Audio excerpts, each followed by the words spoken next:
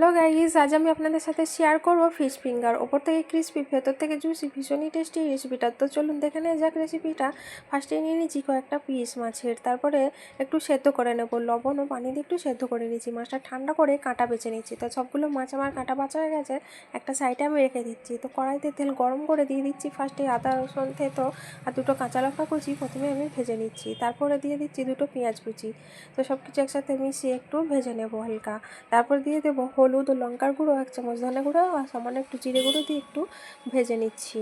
তারপর দিয়ে দিচ্ছি স্বাদ মতো লবণ, আবারও একটু মিশিয়ে নিলাম। তো আগে থেকে যে মাছটা আমি সেদ্ধ করে রেখেছিলাম সেটা এখানে অ্যাড করে দেবো। তো মাছটার সাথে সব কিছু মশলা একসাথে ভালো করে আমি মিশিয়ে নেব।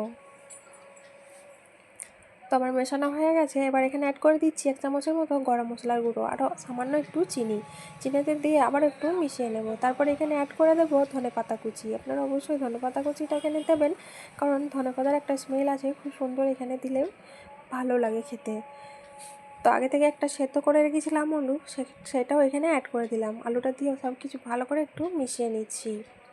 তো মেশানো আমার হয়ে গেলে এবার নামিয়ে ঠান্ডা করে এবার রেডি করে নেব ফিশ ফিঙ্গার।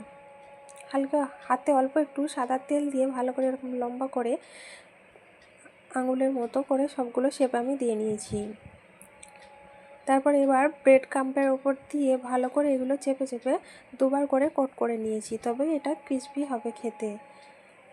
অবশ্যই দুবার করে কোট করে নেবেন। তো কড়াইতে তেল গরম করে এবার ডুবো তেলে ভেজে নিচ্ছি এক এক করে দিয়ে। এখানে কিন্তু বেশিক্ষণ ধরে ভাজার দরকার নেই, হাই হিটে লাল লাল করে ভেজে নিলেই হবে। তো সবগুলো আমার ভাজা হয়ে গেছে, এবার আমি তুলে নেব।